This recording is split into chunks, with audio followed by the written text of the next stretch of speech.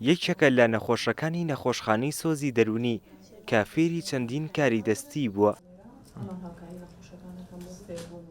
لانە ماوەی چەند مانگێکە لە نەخۆشخانەی سۆزی دەرونی دەبێنێتەوە. لە نەخۆشخانەکەدا فێری کاری دەستی و درومان و ژەنینی ئامێرەکانی مۆسیقا بووە. بە دڵخۆشیەوە باز لەو کەلوپەلە دەستیانە دەکات کە دروستی کردووە و دەڵێت دڵخۆشە کە لەم نەخۆشخانەی دەبێنێتەوە. وڵا حەزم لە خوێندنەوە هەیە لەگەڵ ئیشی چنینی دیکەم. وڵا سۆزی دەرونیم زۆر خۆشە چکە ینی من خەوم کەم بوو خۆم یەکەم جار بەس ئێستا خەوەکانم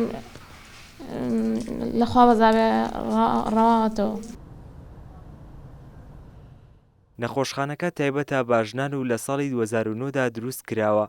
تا ئێستا زیاتر لە 700 نەخۆش سەردانیان کردووە و لەم کاتەشدا 42 نەخۆش چارەسەر وەردەگرن و چاودێری دەکرێن.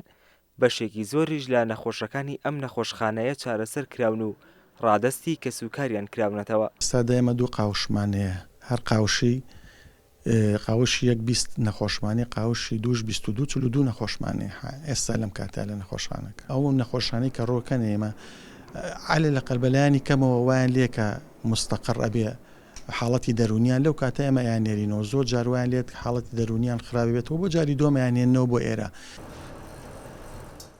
لە نەخۆشخانەکەدا چەندین پێداویستی بۆ نەخۆشەکان دابین کراون، وەک ژووری سینەما و مۆسیقا و وەرزش و ئارایشگا و کاری دەستی کە نەخۆشەکان ڕۆژانە سەردانیان دەکەن و کاتەکانی خۆیان تێیدا بەسەر دەبەن. شوێنەی یەکە لە توێژەرەکانی دەرونی ئەم نەخۆشخانەیە باس لەوە دەکات لێرە بە باشترین شێواز نەخۆشەکان چارەسەر دەکرێن و ئەو پێداویستیانەی دابین کراون کاریگەری باشی لەسەر نەخۆشەکان دروست کردووە. چارەسەریەکان سەرەتا هەر لە خاڵ یەکەمە بە بڵێن دەرمانە، ینی ئێمە لێرە زیاتر ئیش بە دەرمانەکەین. دواتر ئەو نەخۆشانەی کە بتوانرێت قسەیان لەگەڵا بکرێ و گفتوگویان لەگەڵا بکرێ ئێمە وەک خۆمان هەوڵێن بە گفتوگۆ هاوکاریان بکەین. نەخۆشخانەی سۆزی دەرونی تاکە نەخۆشخانەیە لە هەرێمی کوردستان کە نەخۆشەکان بەبێ هاوڵوەردەگرێت و دوای چارەسەربوونیان ئەوانیش وەک هەر کەسێکی دیکە دەتوانن بچنەوە نێو کۆمەڵگە. بڕوابادین کورسات نیوز، سلێمانی.